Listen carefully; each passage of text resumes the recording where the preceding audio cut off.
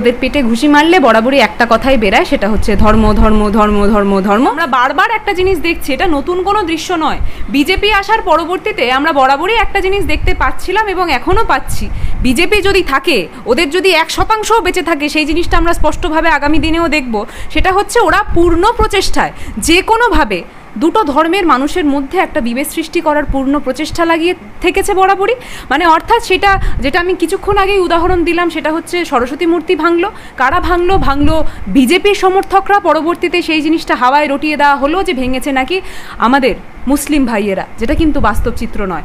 আমরা বরাবরই একটা জিনিস দেখে এসেছি যে যখন যখন হিন্দু সম্প্রদায়ের ভাইদের উপর আঘাত উঠেছে, তখন কিন্তু মুসলিমরাও সেই মন্দিরের সামনে দাঁড়িয়ে সেই মন্দিরকে রক্ষা করার জন্য একবারও পিছুপা হয়নি।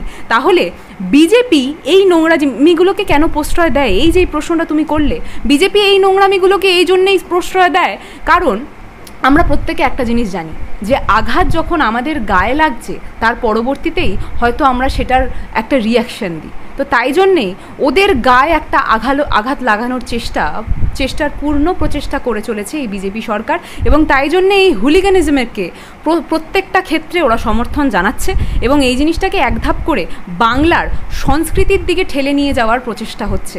বাংলার বাস্তব সংস্কৃতি কিন্তু কোনোদিনই এই হুলিগানিজমকে সমর্থন করা নয়। অর্থাৎ এই হুলিগানরা যারা এই জিনিসগুলো করছে তাদেরকে সমর্থন করে সেফগার্ড করা নয়, কিন্তু স্পষ্টভাবে বিজেপি যেটা করছে। কদিন আগে কুণাল কামরা, একজন কমেডিয়ান, অত্যন্ত ফেমাস কমেডিয়ান, উনি একটা কমেডি লিখেছিলেন। এরকম কমেডি আমরা বহু আগেও দেখেছি, যখন কংগ্রেস সরকার ছিল তখনও আমরা দেখেছিলাম যে কংগ্রেসের যারা বিভিন্ন মানুষজনরা রয়েছেন বা লিডার্সরা রয়েছেন তাদেরকে কেন্দ্র করেও কমেডি লিখতেন কমেডিয়ানরা। কিন্তু যেটা আমরা এইখানে দেখতে পাচ্ছি, কুণাল কামরা যেই কমেডিটা করলেন, ওই জিনিসটা অত্যন্ত অপছন্দের হয়ে দাঁড়ালো বিজেপির কিছু মানুষজনদের কাছে।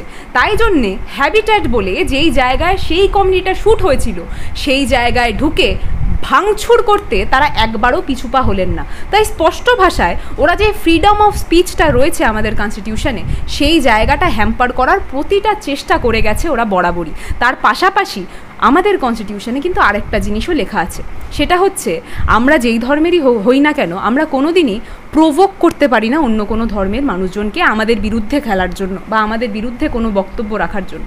সেই জিনিসটা খুব সুন্দরভাবেই করে গেছেন বিজেপি দিনের শুরু থেকে। আজকে মাঝখান যদি বলি, আর পরবর্তীতে 26-এর আগে যখন বিজেপির নৌকাটা ডুবি ঘটবে, তখনও পর্যন্ত ওরা এই জিনিসটাই করে যাবে।